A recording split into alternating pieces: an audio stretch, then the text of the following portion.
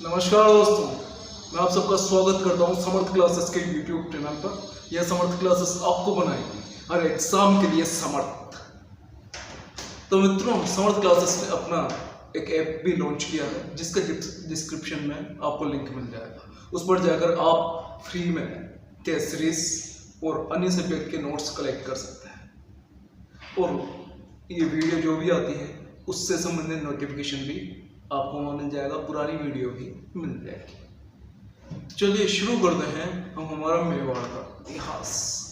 हमने कल पूरा पढ़ लिया था MCQ की तरह। कल पढ़ने के बाद ऐसा कोई क्वेश्चन नहीं है उदय सिंह जी से जुड़ा हुआ जो हमसे दूर निकल जाए। तो शुरुआत करते हैं मित्रों, महाराणा प्रताप। महाराणा प्रताप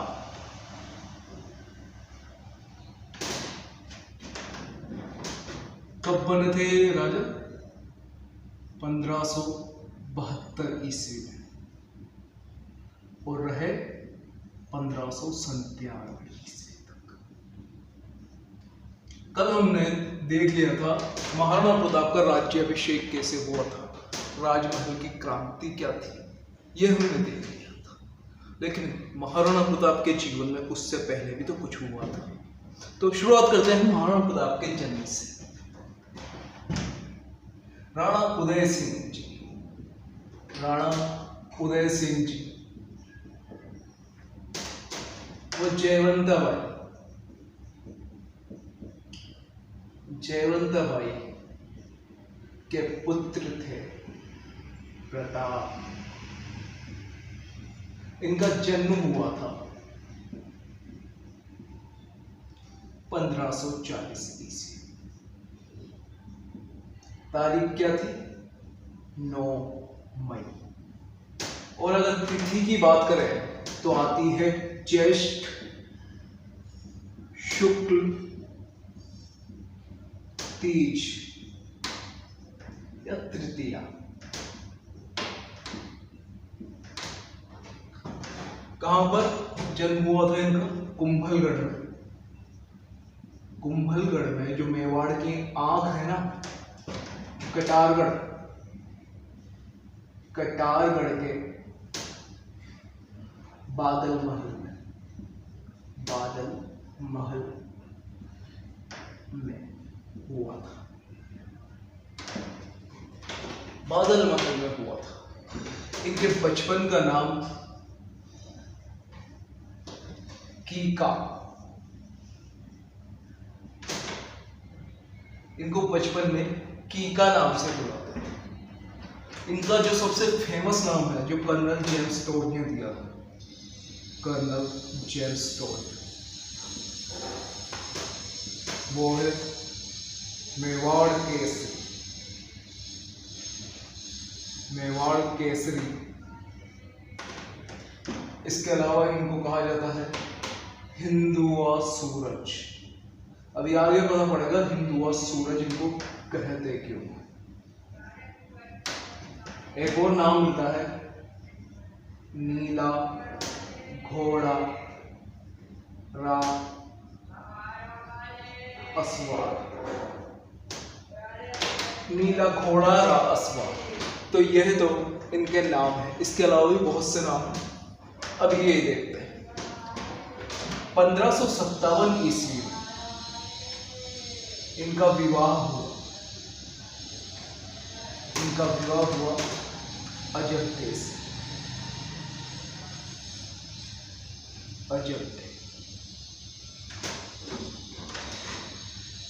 और इनको 1559 ईस्वी में एक पुत्र उत्पन्न हुआ अजंते से, जिनका नाम था अमर सिंह।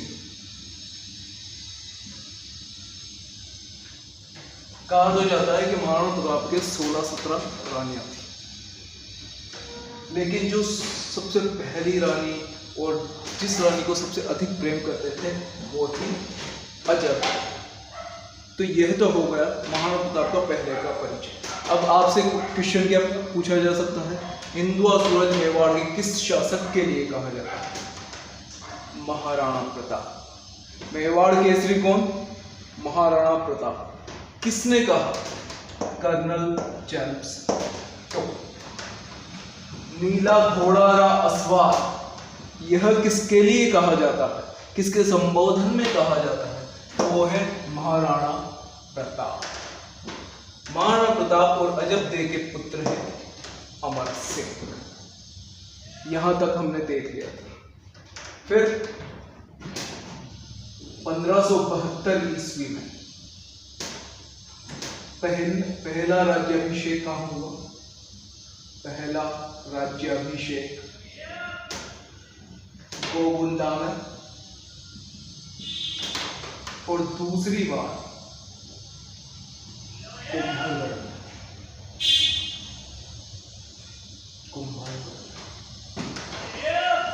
राजा बनते ही इन्होंने एक प्रतिज्ञा ली, जब तक मैं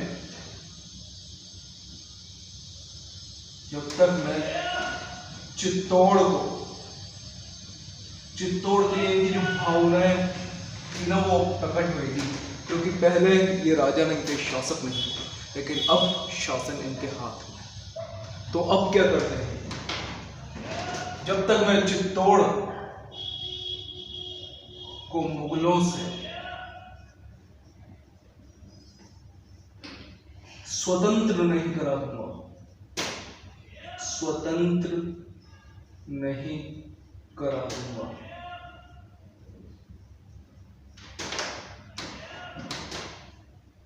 तब तक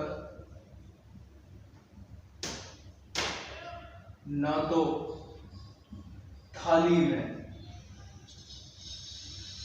खाना खाऊंगा और ना ही बिस्तर पर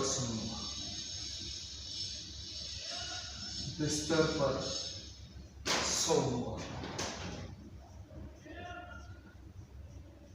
ये प्रतिज्ञा उन्होंने कुंभलगढ़ में जब उनका राज्याभिषेक हुआ उसके बाद हाथों सभी के सामने ली, और ये बताती है उनके चित्तौड़ के प्रति, अपने मेवाड़ के प्रति देश की।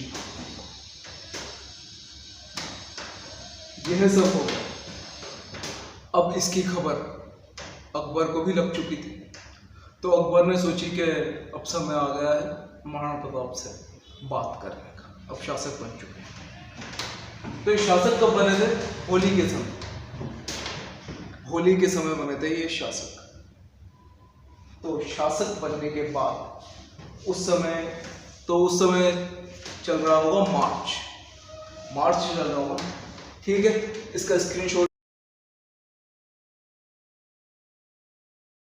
लो, फिर बताऊंगा आगे कहानी।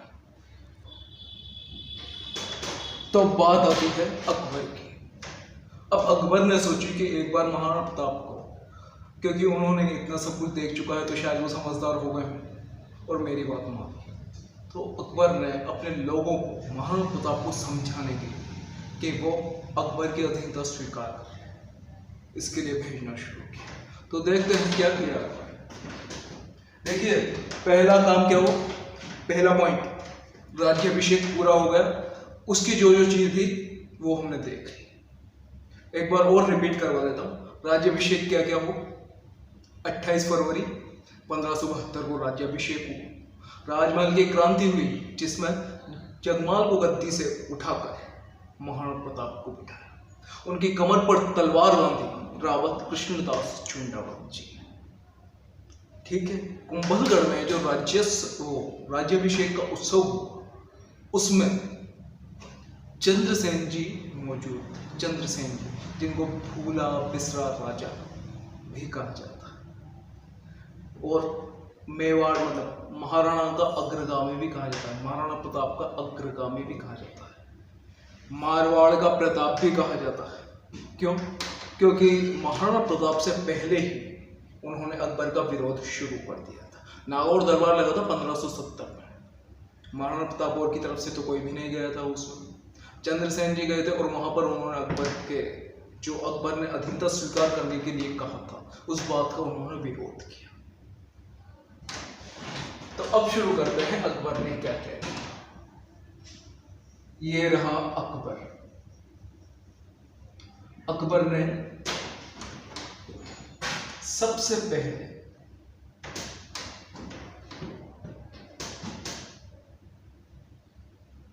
नवंबर 1572 में भेजा जलाल खान। जलाल खान किसके पास? महाराणा प्रताप के पास।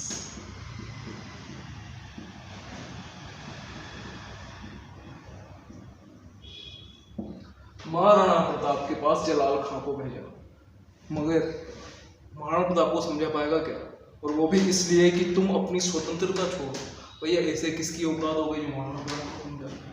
तो इसने सोचा, अकबर को जब इसने आके बताया कि वो तो नहीं मान, तो फिर अकबर थोड़े टाइम रुका।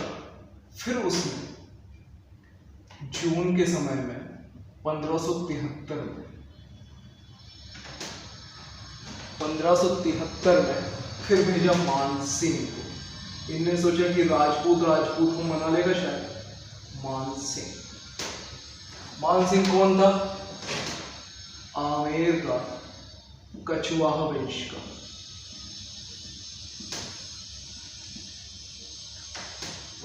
भारमल का पोता और भगवंत दास का पुत्र मान सिंह और महाराणा प्रताप के बीच में कहते हैं कि उस समय बहुत अनबन हो गई थी शायद।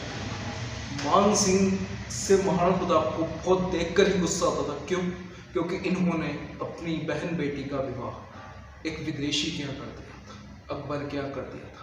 और उस बात से महाराणा प्रताप बहुत नाराज थे, क्योंकि उनको ये बात ही स्वीकार नहीं थी और इसीलिए वो अधीनता स्वीकार नहीं करना चाहते थे। और मान सिंह को देखकर इसलिए उनको शायद गुस्सा आ गया, तो वो मान सिंह से मिलने नहीं गए। ऐसा बताया जाता है कि वो मान सिंह से मिलने नहीं गए, उसको खाना खिलाया, अमर सिंह को भेज दिया। जब मान सिंह ने महाराणा प्रताप के आने का कारण नहीं पूछा, तो अमर सिंह ने बताया कि उनकी तबीयत खराब है इसलिए नहीं आ पाए। लेकिन मान सिंह को लग गया कि वो ये मेरा अपमान कर रहे हैं, तो बिना खाना खाया वहां से चला गया। अब ऐसी बहुत सारी बातें बताते हैं कि मान सिंह के जाने के बाद पूरी जगह को गंगा जल से धुलवाया वगैरह, ऐसी बात। लेकिन मान सिंह से जब नहीं माने, तो सितंबर में 1573 में मान सिंह के पिता भगवंत दास को भेजा। एक सेकंड, भगवान दास को भेजा।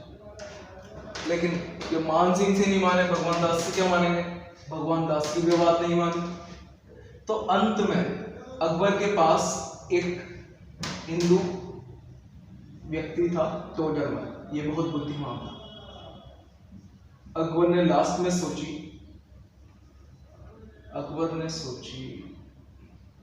दिसंबर 1573। तो अकबर ने सोची कि यार देख लेते हैं, एक बार और मान जाए। तो 1573 में भेजा टोडरमल। लेकिन चारों मिलकर भी इनको मना ना सके। किस किस को भेजा? जलाल याद हो तो अकबर का पहला नाम जलाल। तो उस जलाल खान को भेजा, लेकिन नहीं माना। मान सिंह को भेजा, तो मान सिंह से तो अनबन हो गई। फिर मान सिंह के पिता भगवान दास को भी भेजा, लेकिन उनसे भी नहीं माना। फिर इन्होंने एक समझदार व्यक्ति टोडरमल को भेजा, लेकिन कहते हैं कि टोडरमल से तो बातचीत ही नहीं हो पाई। और बताते हैं मान सिंह से वार्ता उदय सागर की पाल पर हुई, पाल पर हुई, ये समान है। लेकिन जब चारों से नहीं माने तो आखिरी समय आ गया था युद्ध का। तो अकबर अजमेर में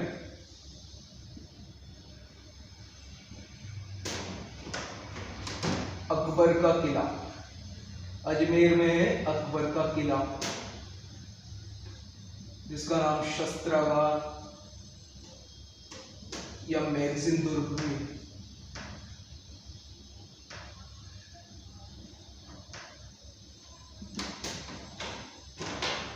तो अकबर के किले में आकर डेरा डाला और यह इस बात का सबूत था कि अब अकबर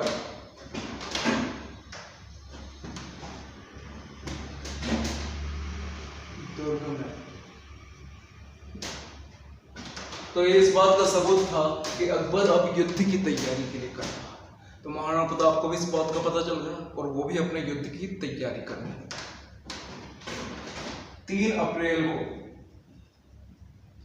3 अप्रैल को मान सिंह अजमेर से सेना के साथ निकल गया। भैया सेना के साथ निकल गया। इधर से ये निकला और उधर से महाराणा प्रताप और भी युद्ध के लिए निकल गए, क्योंकि वो भी तैयार थे। उनके भी तो क्रोध था, वो चित्तौड़ का जो तीसरा साका हुआ था उसका, तो वो भी बदला लेना चाहते थे। इधर ये शासन करना ही चाहता था। तो अब इसका स्क्रीनशॉट लो, फिर आगे बढ़ते हैं।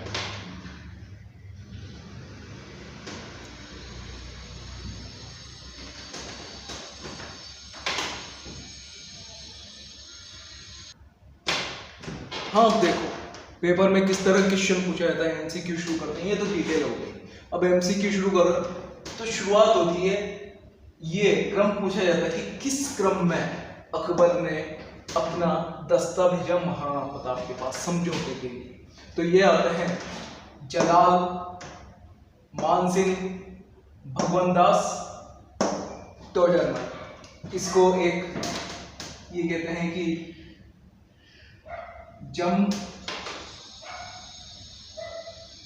भट्ट, इससे याद रख सकते हैं। ज से जलाल,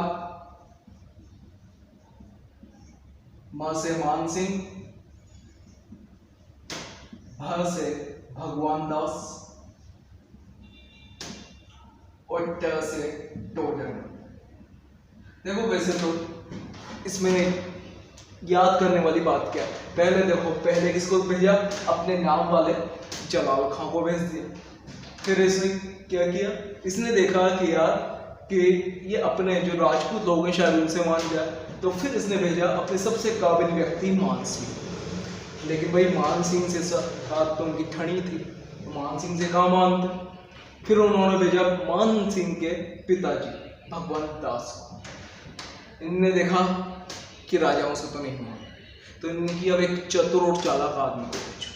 तो भेजा भैया चतुर चालाक आदमी टोडरमल। तो टोडरमल भी अपनी बातों में नहीं माना। क्यों नहीं मना पाया? ये चार मिलकर भी महाराणा प्रताप को क्यों नहीं मना पाया? क्योंकि महाराणा प्रताप का इरादा था ना अपनी स्वतंत्रता के लिए, वो इनकी सोच से, इनके इरादों से कहीं ज्यादा मजबूत था, तो वो इसको मना नहीं सकते। ये खत्म हो गया। फिर पूछे कि अकबर ने कहाँ आकर डेरा डाला युद्ध की रणनीति बनाने के लिए, तो वो है अकबर का किला, जिसको शस्त्रागार भी कहते हैं या मैगजीन दुर्ग भी कहते हैं। 3 अप्रैल 1576 मान सिंह अजमेर से निकल गया। ठीक,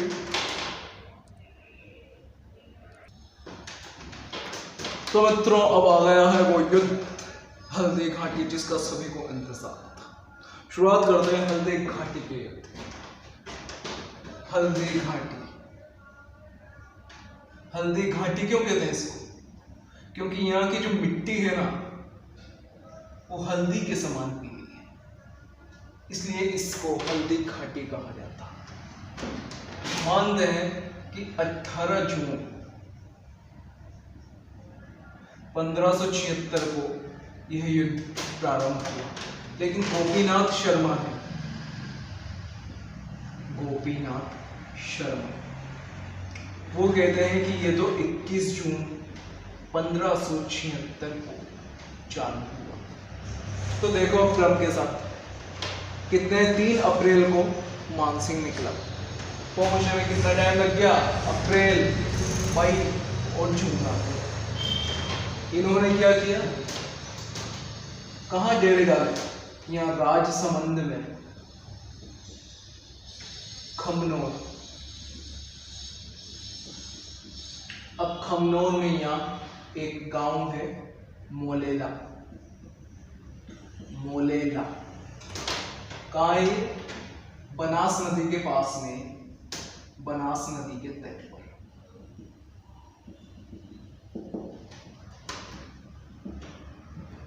ठीक है ना? यहां पर तो मानसिंह की सेना, यहां पर तो मानसिंह की सेना ने डेरा डाला। अब इधर से आए महाराणा प्रताप और, तो यहां है लोह सिंह गांव। लोह सिंह किसी लोह के सिंह के नाम पर है, लोह सिंह गांव। यहाँ महाराणा प्रताप की राजपूत सेना ने डेरा डाला।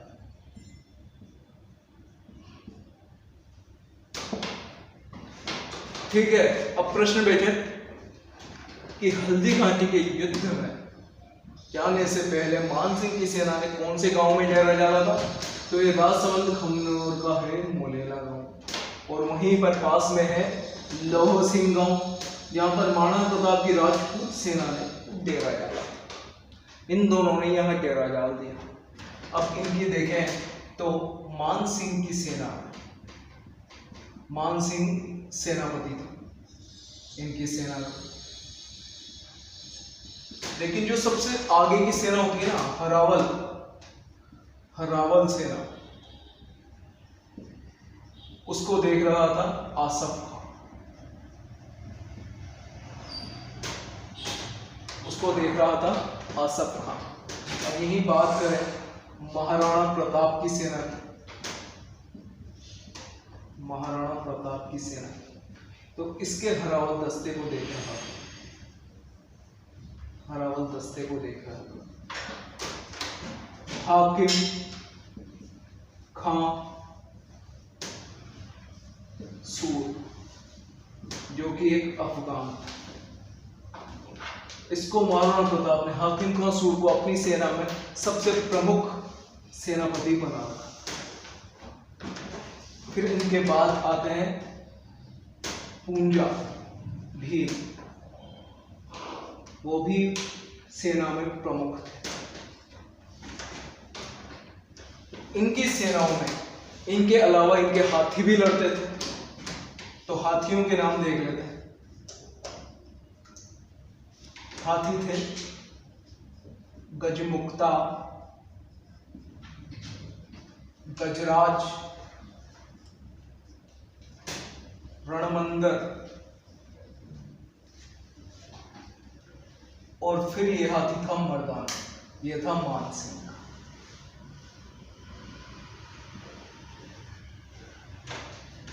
महाराणा प्रताप की तरफ से 2 हाथी थे, एक का नाम था पूर्णा और दूसरे का नाम था राम प्रसाद, जिसका नाम बाद में अकबर पीर प्रसाद कर देगा।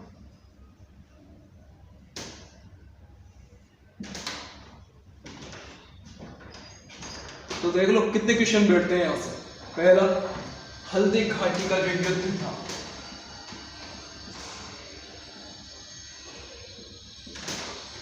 उसकी तारीख क्या थी?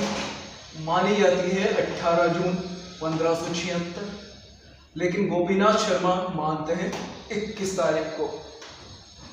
अकबर की सेना का सेनापति था मानसिंह। हरावल दस्ता जो सबसे आगे वाला सेना का जो भाग होता है उसको संभाल रहा था आसफ खान।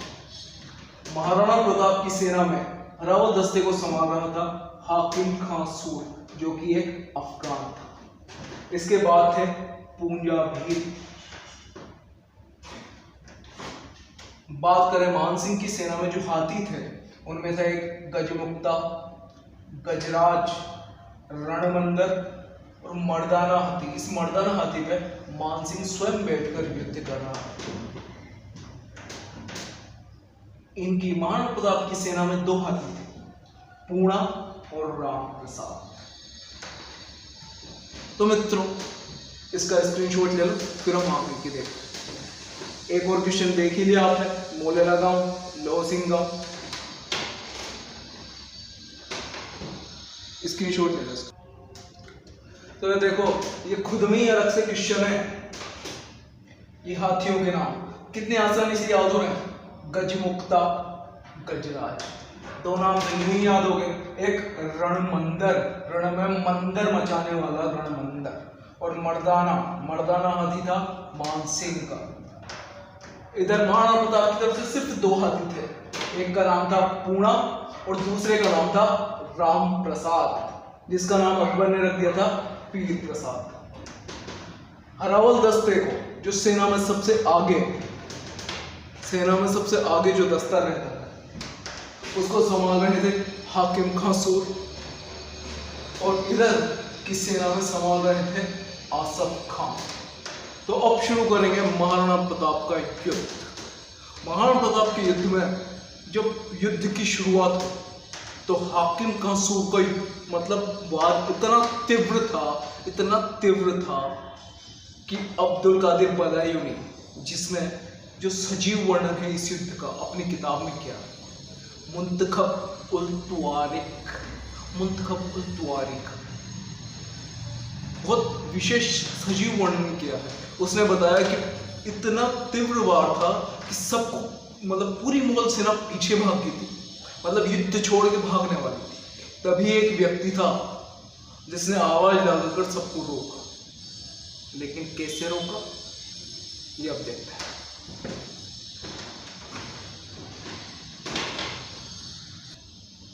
अब लिखते हैं युद्ध के शुरुआत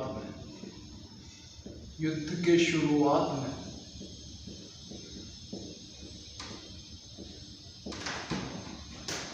हाकिम खान सूर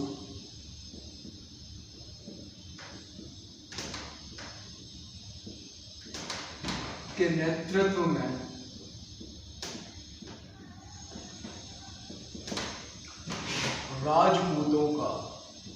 राजपूत सेना का हमला इतना जोशीला था कि मुगल सेना वो बदायूनी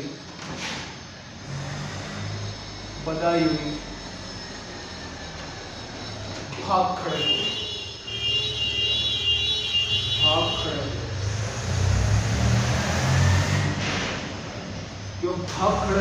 तब क्या हुआ? तब मिहत्तर खां, एक व्यक्ति था मिहत्तर खां, इसने सभी को आवाज दी, सभी के सामने एक झूठ फैलाया। मिहत्तर खां ने सभी से कहा कि अकबर स्वयं एक बड़ी सेना के साथ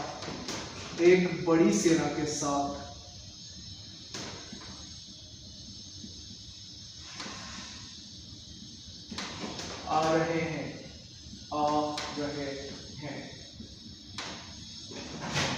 इस विश्वास से मुगल सेना ने पुनः लड़ना शुरू किया। मुगल सेना ने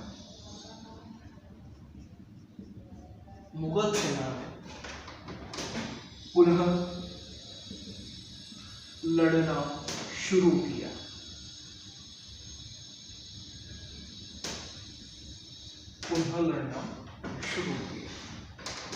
इसके बाद जो हाथियों की लड़ाई थी ना, वो इतनी भयंकर चल रही थी, मतलब उसके बारे में मतलब क्वेश्चन वगैरह तो नहीं आएगा, लेकिन हाथियों की लड़ाई इतनी भयंकर चल रही थी। जो रामप्रसाद हाथी था ना, उसने पूरी हरावल सेना को नष्ट कर दिया था।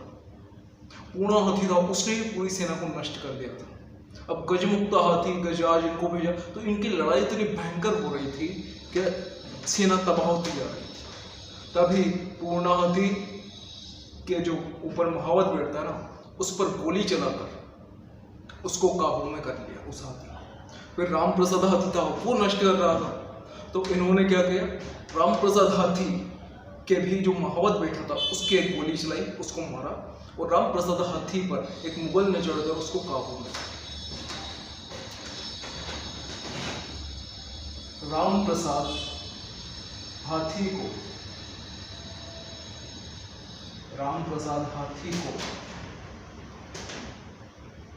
मुगल सेना ने पकड़ लिया।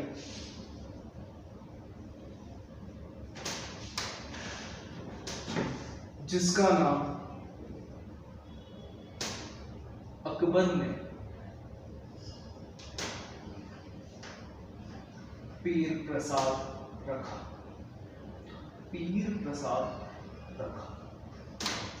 लेकिन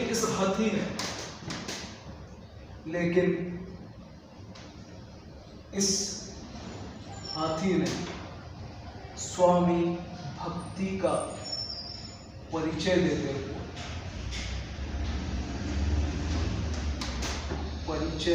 हुए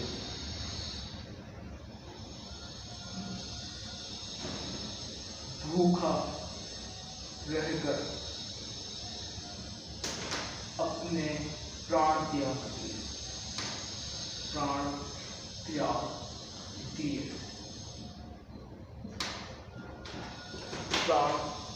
दिए। इसके बाद जब युद्ध चल रहा था ना, तो महाराणा प्रताप को मानसिंह दिख गया। मानसिंह दिखते उनको इतना तीव्र क्रोध आया, सेना को चीरते हुए मानसिंह के पास गए। ये मानसिंह का हाथी था और ये मानसिंह बैठा था होंदे। तो महाराणा प्रताप आए, चेतक ने दोनों पांव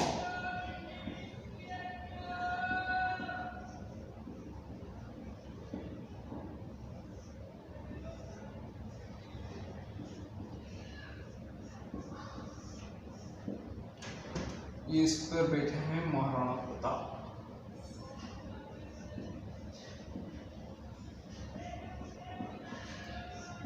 ये महाराणा प्रताप ने अपना भाला, अब ये देखो यही नजारा था, ये हाथी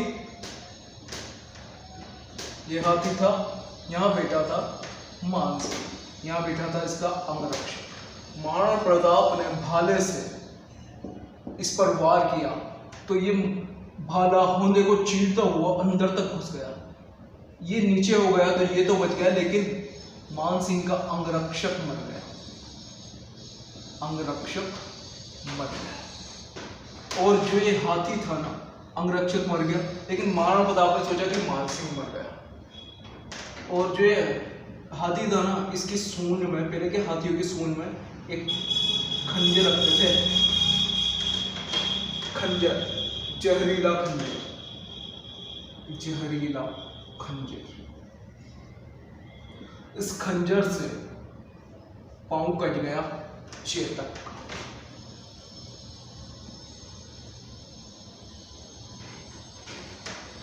इस घाव से चेतक का पांव कट गया, जिससे चेतक घायल हो गया।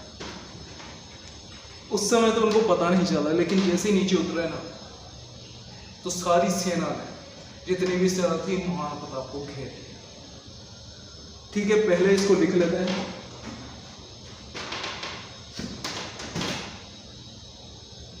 महाराणा प्रताप ने अपने भाले से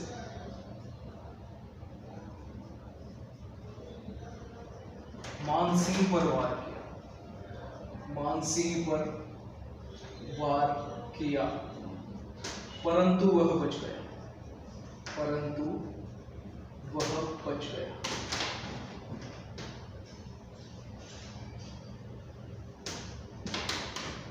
और यह हाथी था मर्दाना।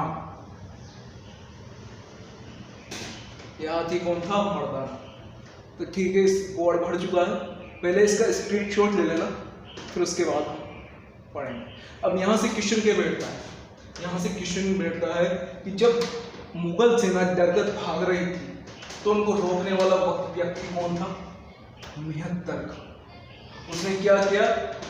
उसने कहा पूरी सेना से कि अकबर स्वयं एक बड़ी सेना लेकर आ रहा है, तो डरने की जरूरत नहीं है। तब जाकर इस विश्वास से मुगल सेना दोबारा लड़ने लगी। हाथी कौन सा था? राम प्रसाद। इस राम प्रसाद हाथी का नाम अकबर ने क्या कर दिया? पीर प्रसाद। लेकिन इस हाथी ने अपनी जान दे दी, लेकिन शत्रु के आगे झुकने नहीं। तो इसका स्क्रीनशॉट ले लो, फिर आगे बढ़ते हैं।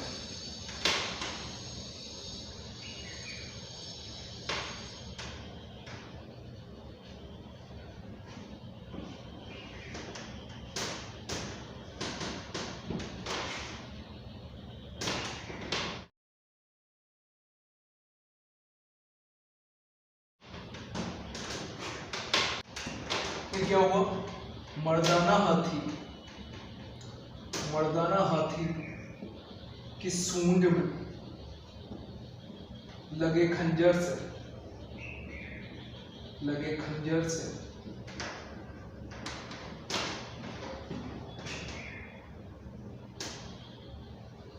चेतक घायल हो गए। चेतक का पांव घायल हो गया। लेकिन फिर भी महाराणा प्रताप संतुलन से युद्ध करते हैं। वो इस बात को बताएगा, देखना। फिर एक घटना हुई थी, यहीं पर देखो उसको। एक व्यक्ति था बहलोल खां।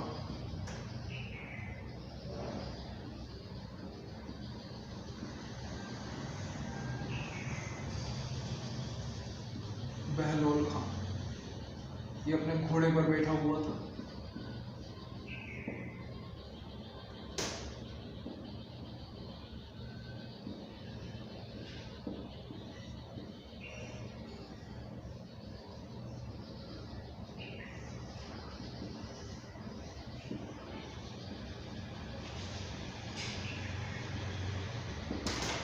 ये अपने घोड़े पर बैठा हुआ था।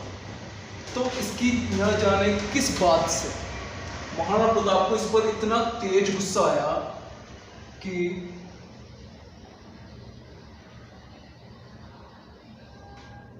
महाराणा प्रताप ने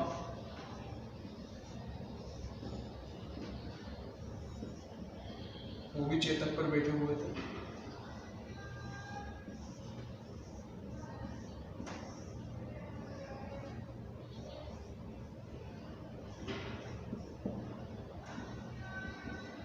चेतक पर बैठे हुए थे।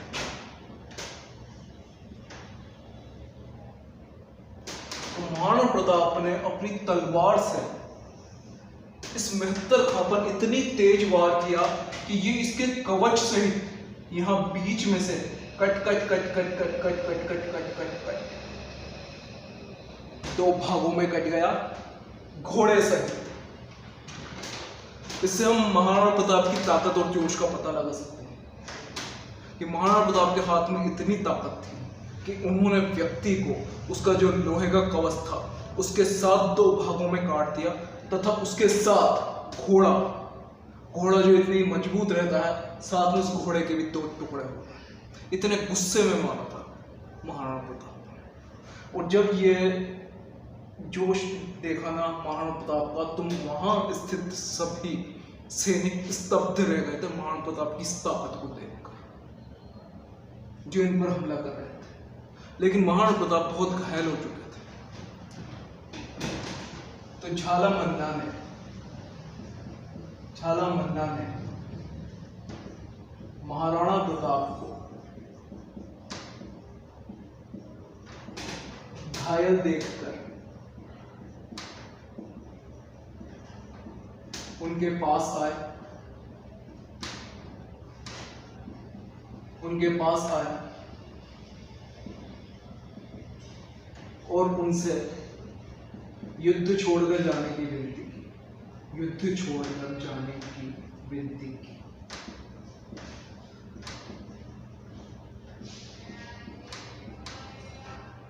तो झाला मन्ना या झाला बीदा कहते हैं, उन्होंने महाराणा प्रताप को समझाया कि आप घायल हो चुके हैं, अगर आप कुछ भी हो गया ना तो हमारी जो इतनी बड़ी लड़ाई है चित्तौड़ के लिए वो पूरी समाप्त हो जाएगी, वो पूरी तरह से समाप्त।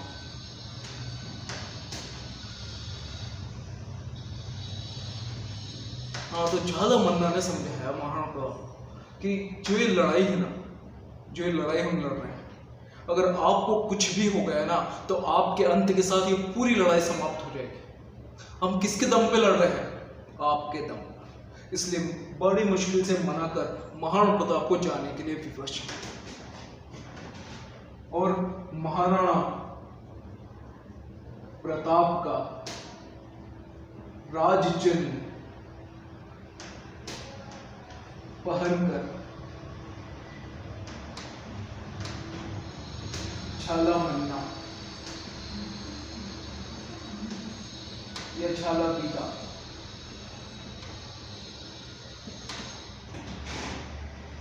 युद्ध करते हुए वीर गति को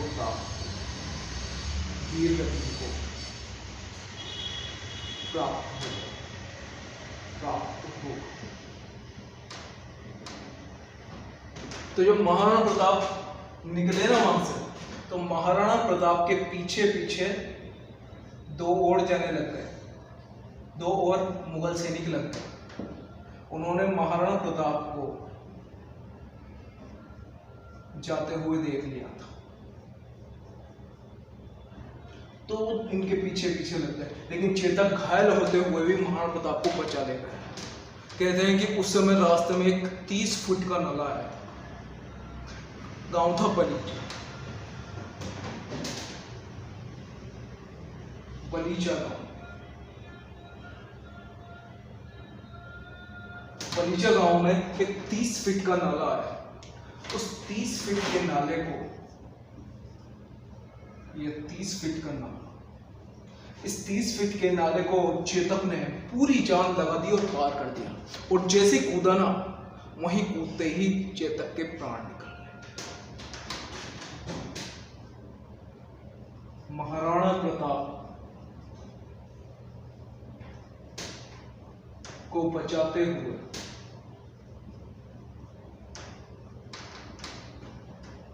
बलीचा गांव में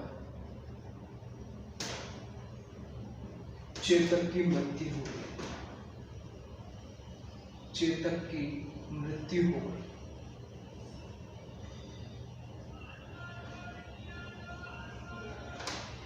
और यही चेतक की छतरी कहां पर? बलीचा गांव में।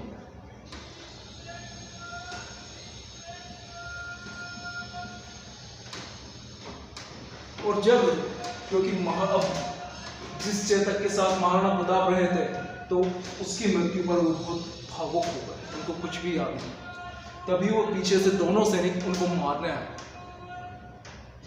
तो जो शक्ति सिंह थे ना, इनके भाई, उन्होंने भी देख लिया था, वो पीछा करते हुए आ रहे थे। उन्होंने मिलकर इन दोनों को मार गिराया और महाराणा प्रताप को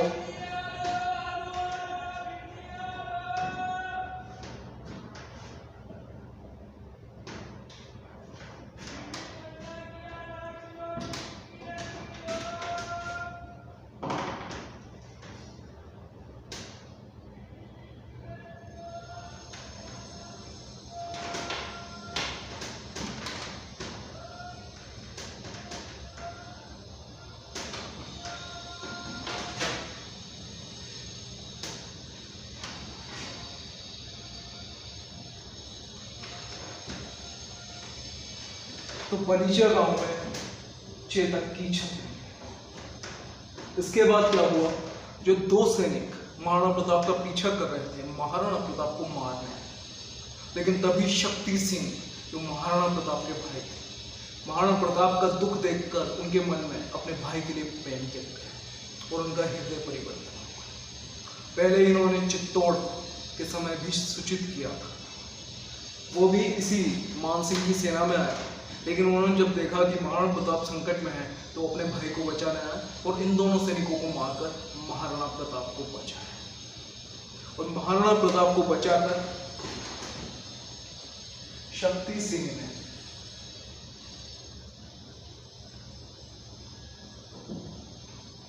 अपना घोड़े का नाम बताते हैं त्राटक या कटक देकर उन्हें कोलियारी गांव भेजा। कोलियारी गांव भेजा।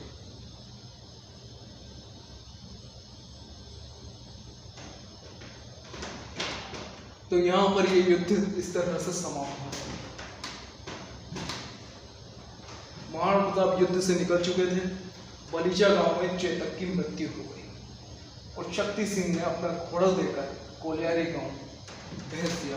वहां कोलियारी गांव में महाराणा प्रताप ने अपना इलाज करवाया और इस तरह ये युद्ध समाप्त हुआ। लेकिन ये युद्ध निर्णायक युद्ध नहीं है, क्योंकि इसमें न तो वो महाराणा प्रताप को पकड़ सके, न ही उस क्षेत्र पर अधिकार कर सके, क्योंकि युद्ध खत्म होने तक, क्योंकि महाराणा प्रताप युद्ध से निकल चुके थे, लेकिन जो राजपूत सैनिक थे वो युद्ध में अंत तक लड़ रहे थे और किसी की भी हार नहीं हुई थी। हार तब होती है जब दूसरा पक्ष पूरी तरह से हार जाए, और वैसा हुआ नहीं। राजस्थान सरकार भी इसको मानती है। क्यों? क्योंकि उन्होंने देखा कि हल्दी घाटी के युद्ध के, हल्दी घाटी के आसपास के जो गांव वहां पर पट्टे जो दिए जाते हैं तामपत्र पर, पहले जो तांबे का पत्र होता है ना, ताम्रपत्र, उस पर पट्टे दिए जाते थे। तो उस पर महाराणा प्रताप की मोहर है, मतलब वो पट्टे महाराणा प्रताप ने दिए थे। इसका मतलब ये है उस क्षेत्र के राजा उस वक्त महाराणा प्रताप थे, मतलब अकबर का उस समय वहां पर शासन नहीं था। अभी पता चलेगा आगे। तो इसको उतार लिया। हाँ, इसके स्क्रीनशॉट लेगा एक बार।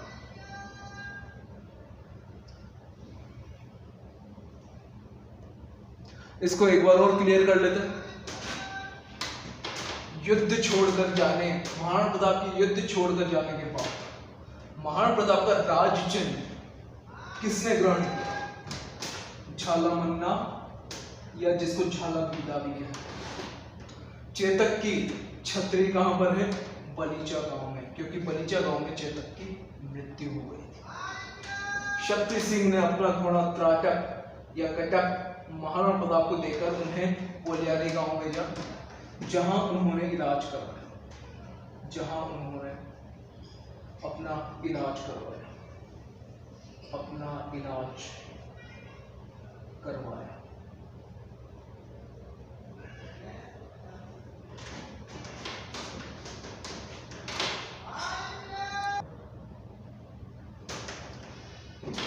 अब जो ये शक्ति सिंह ने महाराणा प्रताप की मदद करी, इसके बारे में हमको पता कहां से चला? शक्ति सिंह द्वारा महाराणा प्रताप की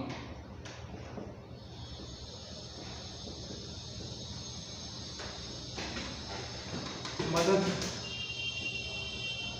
की गई। दोनों भाई फिर से गले मिले, दोनों भाई फिर से गले मिले।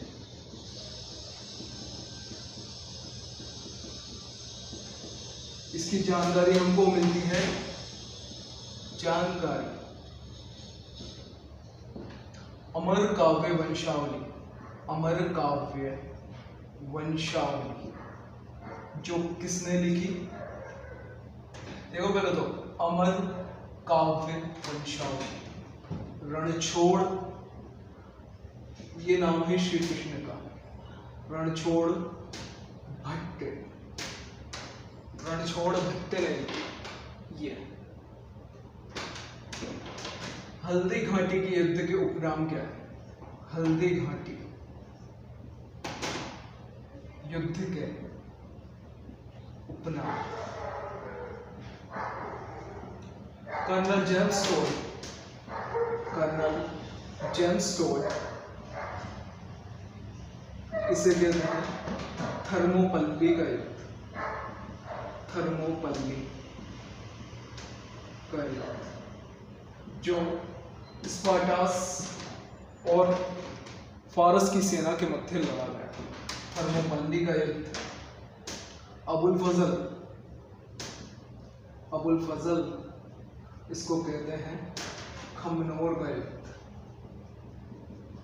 खमनोर का युद्ध।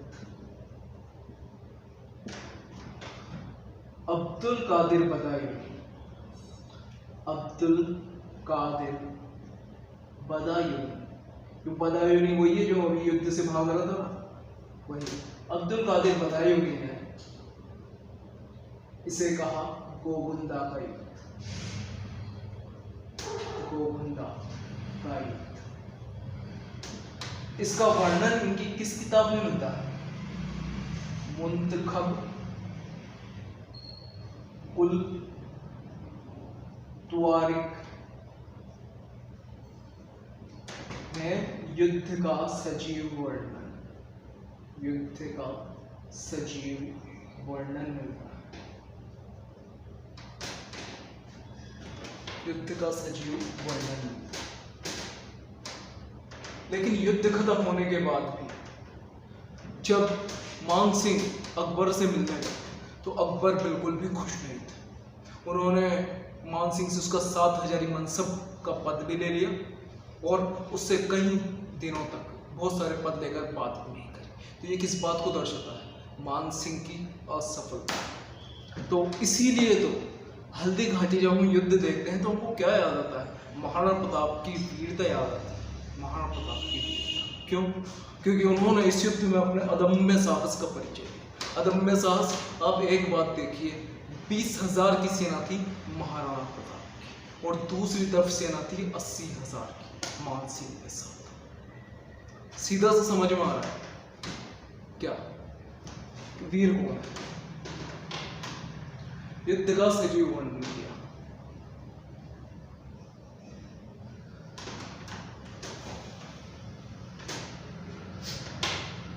इसके बाद 1576 में अकबर ने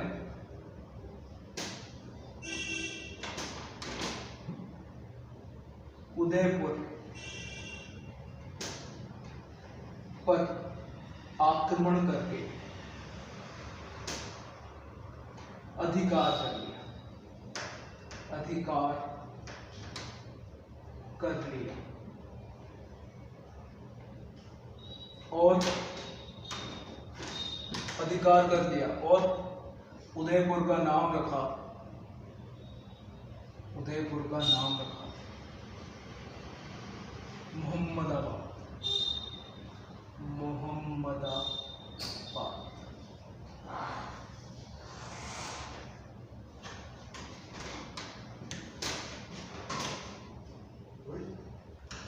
तो इस युद्ध के बाद अकबर को दोबारा उदयपुर पे हमला करना पड़ा। ये किस बात को बताता है? कि अकबर ने हल्दी घाटी के युद्ध में उस युद्ध को नहीं जीता था। ये इस बात को बताता है। तो यहां पर ये कहानी पूरी हो जाती है हल्दी घाटी के युद्ध की। तो मित्रों, आज इतना ही। कल हम पढ़ेंगे कि महाराणा प्रताप अब हल्दी घाटी के युद्ध के बाद जब महाराणा प्रताप अब जंगलों में रहकर कैसे अपनी सेना इकट्ठा करते हैं और पुनः मेवाड़ को जीतता है। तब तक के लिए धन्यवाद। जय हिंद, जय भारत।